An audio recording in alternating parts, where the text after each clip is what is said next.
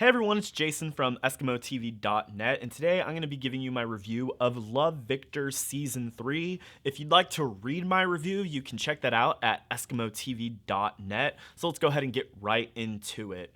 Love, Victor Season 3 is the final season of the series, and although 8 episodes was shorter than what I thought was needed to showcase a natural progression of closure for all of these characters, the series is once again impressive with its unique cultural relevance, with themes that do separate itself from the past seasons. The great character development and conflict were all done very well. Quick synopsis for this season, Victor.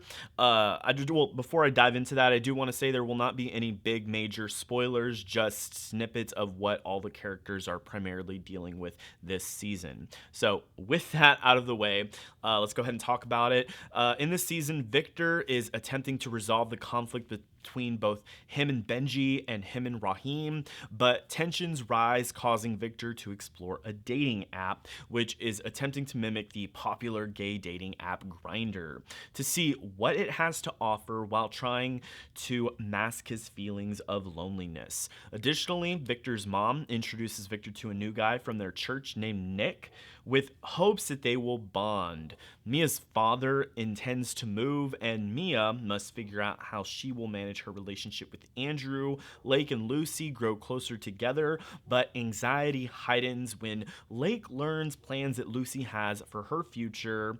Felix and Pilar have wonderful chemistry, but it begins to be threatened when Pilar tells Felix that she does want to keep their relationship a secret. He's not a very big fan of that. So, as you can tell, this season has much conflict to cover, and 8 episodes was not enough to do it. After finishing even episode 7, I wondered, how are they going to conclude all of these storylines? It still, even at that point, looked far from over. Admittingly, it was impressive how the screenwriters were able to give each set of drama some sort of closure, but it does feel slightly unnatural and incredibly rushed.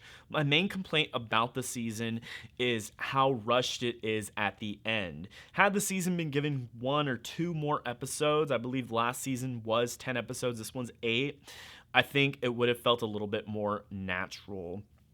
And so, had the season been given 1 or 2 more episodes, or certain conflicts been shortened, cut, or resolved in an earlier point in time, I think the pieces would have fell into place at a much more comfortable feeling. It would have felt more comfortable the way that all of the pieces would have fell into place.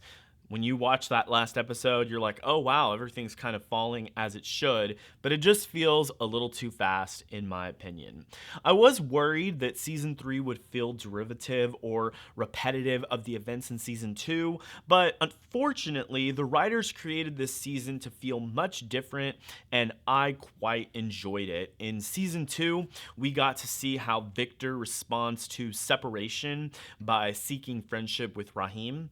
However, this season, he does not really seem to turn to a friend. Instead, he turns to a dating app. This portrayal of dating life on an app felt accurate, and the events that follow were compellingly written. The screenplay reflected reality and at the same time felt fresh.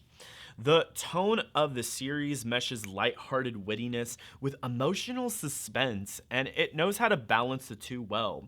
There's times where characters' dialogue is cleverly comical, but in the next scene you're at the edge of your seat, curious how a character is going to respond to the unfathomable events that are unfolding.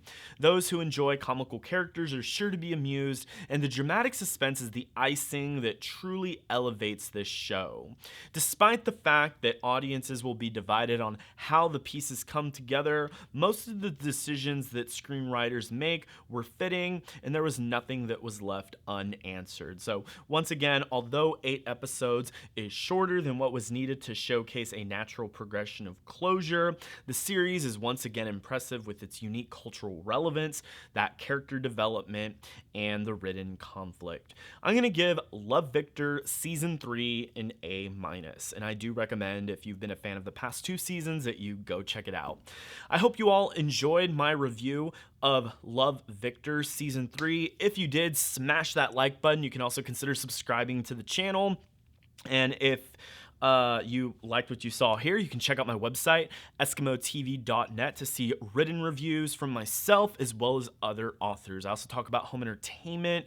I post unboxing videos of movies, music, and more. So thank you all checking this out. Thank you for those of y'all that were checking this out. I really do appreciate that. Y'all have a wonderful rest of your day. And once again, my name is Jason Escamilla from EskimoTV.net.